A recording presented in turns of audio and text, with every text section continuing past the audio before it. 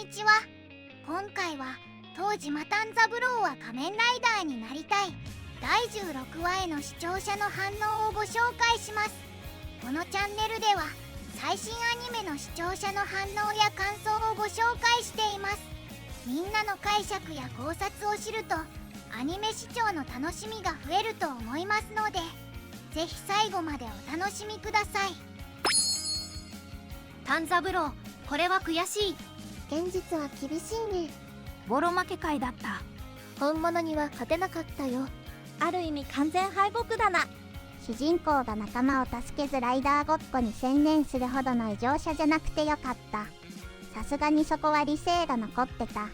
肝心な時に長男は何やってるんだよ。言うてタックル瀕死だし、この場で撤退選べるのは偉いよ。長寿よりも仲間を選ぶのはライダーとしても正解と思うが、本物には偽物は勝てないけど、これからどうなるんだ。こうなったら一旦ショッカーに改造されてモノ本の仮面ライダーになるしかなさそうやな。果たして2クール目終わるまでにコウモリ男に勝てるのか。本物に勝てないのにどうするんだ。異常者にとって屈辱の闘争だ。怪人は別格って描写は徹底してるな。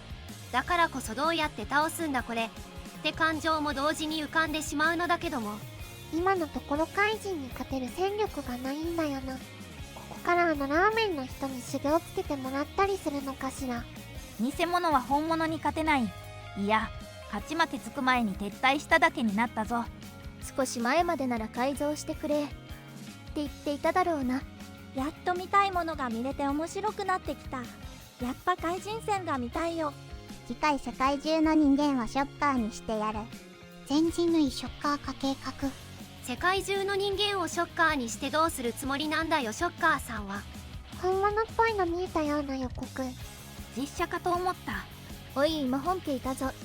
本来なら逃がしながら戦い勝つのが仮面ライダーだったかもしれない。こんな時に一葉はマジで何してん。次回はコンバットガールズも絡んでくるのかな。偽物エピにストレンジフェイクは効く。展開に熱くなった分結末にこっちまで悔しくなった。ヤクザに言われた展開になった。すごいまともな仲いだったな。先週は気が狂ってた気がしたけど、クマを倒せるレベルじゃダメなのか。厳しい世界だ。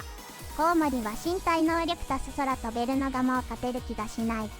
本物の仮面ライダーってすごいんだね。敗北会だけど東島のセンチメンタル全開でこれはこれでいい。でも仲間見捨てて怪人倒すことを優先するのは仮面ライダーじゃないと思う。ライダーであることより仲間の安否を取った東島はヒーローの心を持ってるよ。ライダー結構逃げてね。戦略的撤退だから。人質救出してさっさと撤退とか、普通に戦って不利な状況で逃げるとかは曲がる。本来のライダーも個人対組織だから臨機応変な対応が必要なのだ。怪人状態のコウモリ男の一撃を思いっきり食らってすぐ立ち上がる東島はやっぱり何かおかしい気がする。コウモリ男と直接戦闘はしてないから東島の格自体は落としてないのが絶妙だった。こっから自分のオリジンを見つめ直すのと原作の特訓につなげてくのかな。タックルだけは本物より強いと思う。膝はやられたけどピンピンしてるよこの人。今さら原作だとしばらくタックルでてこないから足折ってでてこない理由にしたんかね。 V3 の兄は肝心な時にいないよな。兄貴はなんでいなかったんだ。呼んですぐ来れる距離じゃないし携帯電話持ってないし自転車だから。まず遠すぎて連絡来てもすぐ行けない。味方ほとんど鍛えた人間でこれからどうすんだよ。ただの突進で戦闘員は倒せるおじさん。これ本当の仮面ライダーの番組なら来週強化フォームになるやつだよな。昭和なら特訓かさらなる改造だな。人間をパワーアップさせるテクノロジー自体はあるからライダーも作れるはずなんだよな。いやーがっつり兄寄りしてきたな。兄折りだと頭おかしい度が下がるのはなんでなんだぜ。本物にはかなわないってな。原作通りだと収集つかなくなるから。来週は兄寄りあるけど漫画にあった話っぽいな。次回が兄折りかどうかでサラセニアンまでやれるか完全に決まる。次回はアイドルをショッカーにしてたのが伏線になるのかな。兄は肝心な時にいない。どうなっていくやら。もしやタックさんってあんまり強くない？怪人が強い。あくまで対人戦闘の技術が高いだけなので、粛清女戦闘員より優位だっただけ大したもの。いつかこんなことになるんじゃないかと思ってたが、タックルが怪人化したが、正義に目覚めて本物のライダーになると思った。決戦ビジュアル。いいね。トーナメントのタックルも良かったし、ここめっちゃ好きだから期待してる。今まで映してきたせいもあるけど、粛清組来たら緊張感出るな。コウモリで終わらせるならあと3話か4話は2より必要だが大丈夫か。原作だとコンバットガールズからの山ごもりでコウモリ倒しちゃったから、アニオリ界でジョンスレベルじゃないと。生身の怪人にも手も足も出ない描写強調されてて展開熱くなったな。